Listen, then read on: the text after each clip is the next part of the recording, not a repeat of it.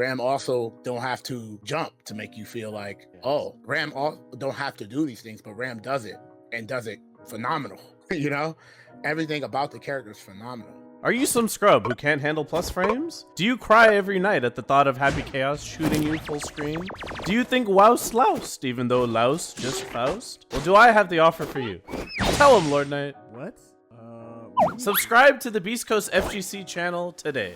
What's going on, everybody? Today, me and Lord Knight and Kizzie K are going to be talking about what characters are viable in winning an entire tournament as a solo main. Thanks for joining us, Kizzie. Appreciate it. But Anytime. yeah. How's it going, everybody? Bro.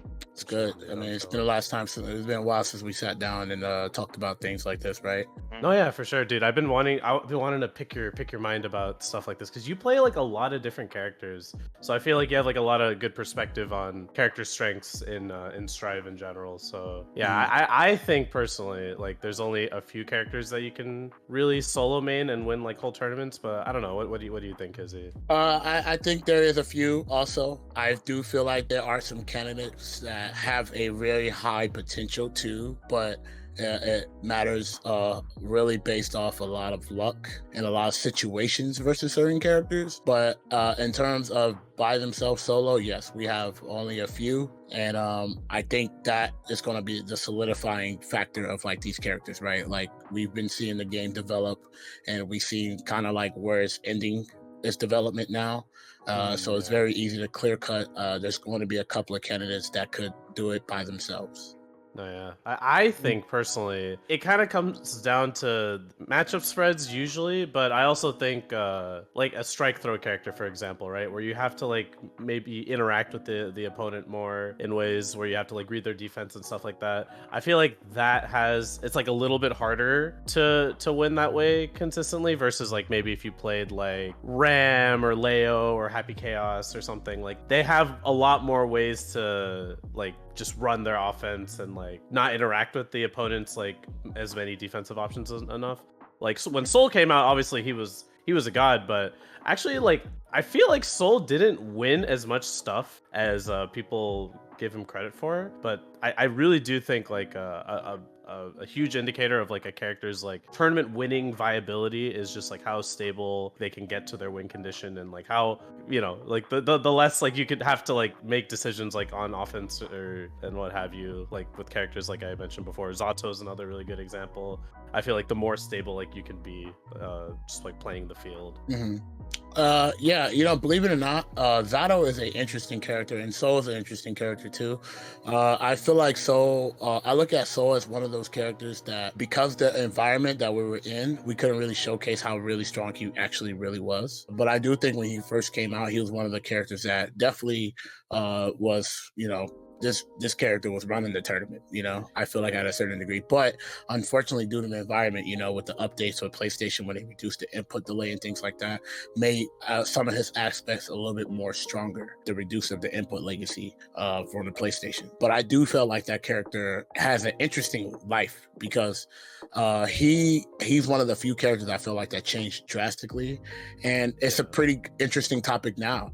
You know, I feel like a lot of people want to ask, can Soul win a tournament solo? And he was actually one of the characters I was talking about that, you know, that has required a little bit of luck in certain aspects in a lot of like situations that I do truly believe that he can, but you know, a little bit, he has to have a little bit more advantage of like cards on his side, just a little bit slightly. And you know, but he has everything as a tournament character can win with, you know. He's that character, I feel. But I feel like he's an interesting topic now in the lifespan of this character, lifespan of the game right now. Yeah, like he's very interesting, right? Like he's top tier, but he's not with like the same top tier comparison of like Ram and like Leo. But he is definitely a character that can fight everybody else equally well. You know, he has a lot of issues, but I think that the way he's designed, he has a lot of he has interactions that he have to do, as you said about the strike throw. Yeah. But he has a lot of like things that other strike throw characters don't have. You know, plus frames is always going to be a good thing to have when you're strike throw. So when you're strike throwing somebody with plus frames, regardless if your follow-ups after is good or bad, plus frames is always a nice thing to have, and he has that.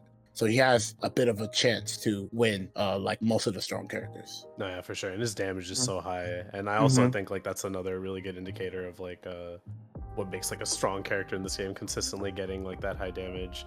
But yeah, dude, like when I see like Leo just like mixing me, and like when Zato's just like doing high lows, I'm like, bro, this shit is so consistent. Like I'm just like, I feel like this is the type of shit that wins tournaments, you know? You know, I was gonna say Zato is an interesting character too. The way Zato wins against characters is not because he wins the matchup, but because his setup and everything is so oppressive that his win condition carries his flaws of like matchups. Yeah, totally. You know what I mean? It carries the flaws. And it's so good to have because all you need is one touch and your whole mindset, like the whole mindset changes. And the explosiveness with Zato on top of that makes it even worse. And then, you know, what makes it everything better too is when you finally get through everything, you have like 3-4 seconds to hit him. Yeah.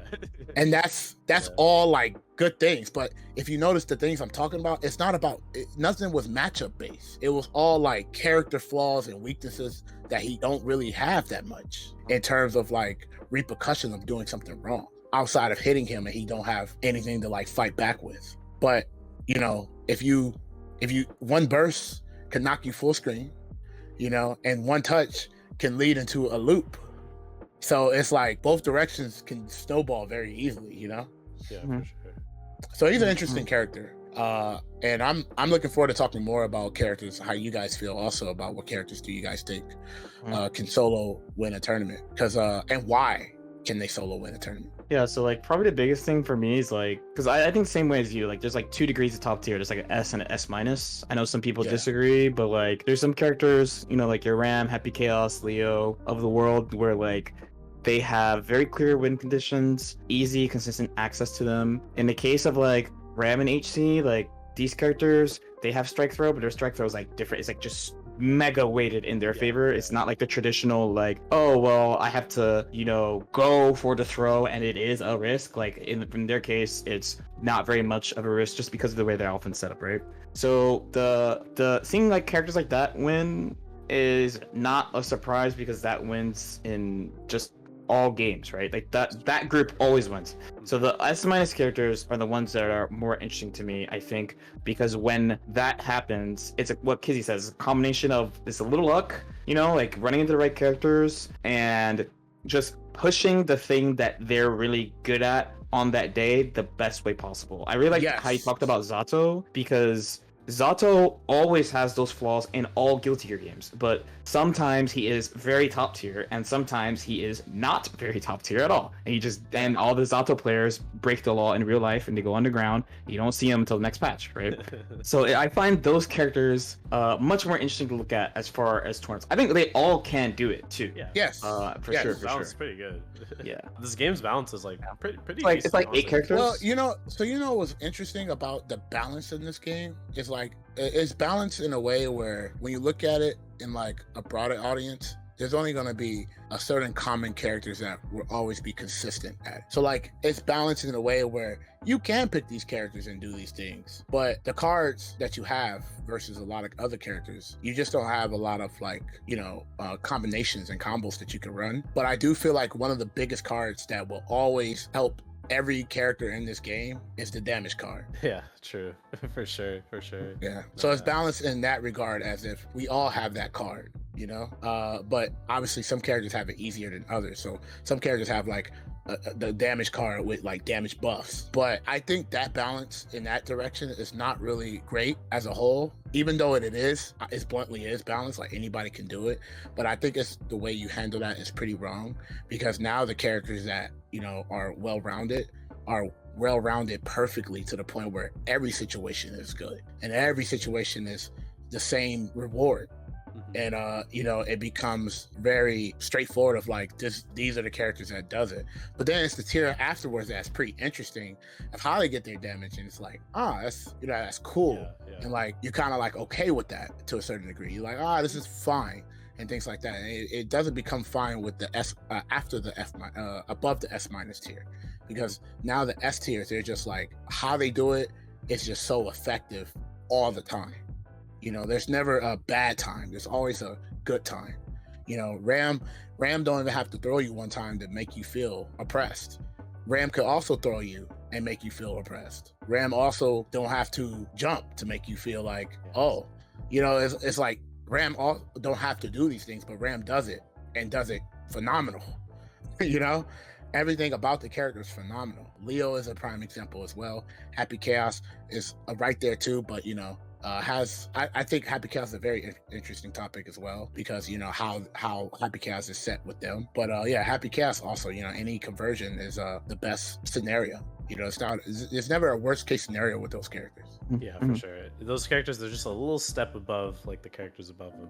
But I also think another interesting thing too is sometimes like the bracket actually like can make some character even lower than the tiers we were just mentioning have like the dream run.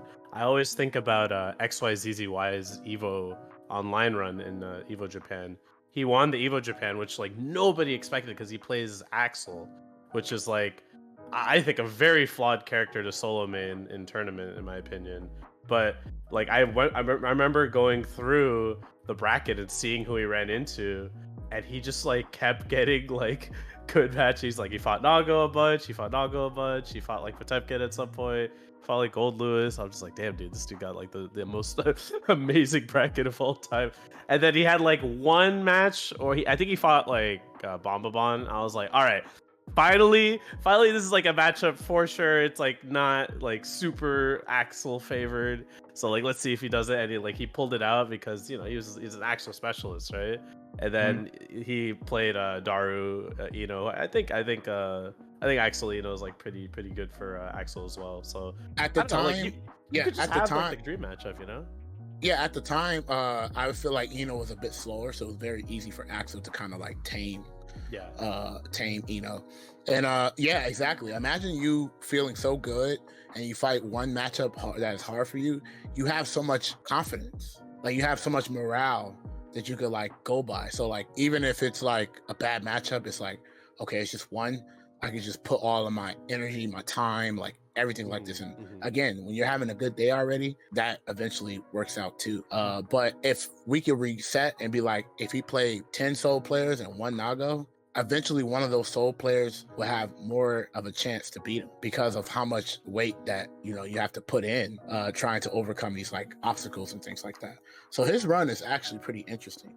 And it also shoots a lot of topics too, because people be like, well, if this character's so top tier, why don't we see these characters win all the time? And people don't understand, yeah, these characters are godlike, but like they're also a human. There's pile in these characters, and if they're not as good as the character strength, I mean, we're never going to see like pure results that ideally should be consistent, but we don't see that. A lot of people forget about human error, and that's because they don't understand like the aspect of like the competition and things like that. We don't, I feel like we don't really talk about it either. Yeah, those little variables carries a lot of weight, Dude, I totally feel you about the human error thing. Like I was talking about this with playing Faust, right? Like before, when I played like other fighting games, like usually the characters that I picked were pretty like A tier, S tier at least. This time I'm like, maybe not Faust, not as amazing as he was before, but one thing I've realized, I was like, damn dude, if I'm not playing like a 9 out of 10 or a 10 out of 10, like it's hard. Like I get dumpstered. Like I can't like fall back on like the character's strengths, which is actually like a pretty nice thing to have, especially in like these long tournaments. Like you can't always be playing a 10 out of 10, which is So question then, what do you guys, so not including top tier, 3 characters that you think can solo win tournaments? That is not top tier. That is not like S tier. So like it's not my S tier is like HC, Nago, Leo, and like Ram, right? So I would think of characters like Zato can do this. 100%. I think Giovanna can do it. Giovanna can do it. 100%. I think So can do it. Low key, I think Eno can actually do it. Yes. I think Eno is actually just a better character in tournament than normal. So yes, but I think she's but what's interesting about Eno? I don't think Eno's S minus, but I do think she has S minus tournament like skills. If that makes sense. I know exactly what you mean. Yeah, like she has like the S minus tools, but as a character she's not S minus. But I do think she can also win. Zato, Giovanna, Soul, and this might be like a really interesting one, and a lot of people may not agree, but I think Go Lewis. I think Go Lewis could win a tournament solo. Maybe. Dude, Yeah. I could see that. No, like totally. Like when that character gets in his win condition, like it doesn't matter what. Yeah, character it doesn't you are, matter what you're character you are. just Yeah, getting behemoth and like. Yeah. It would be a dark day. It would be a dark day. Yeah. Like, and again, like I'm telling you, if that Go Lewis was playing on a 10 out of 10 that day, it's over. You know what I'm saying? Like, think about like you don't have meter and he has meter, and what he does to you. And it's not like he don't hit hard. He hit rough. Like, you feel it. He's a character that I think tournament wise he could do it.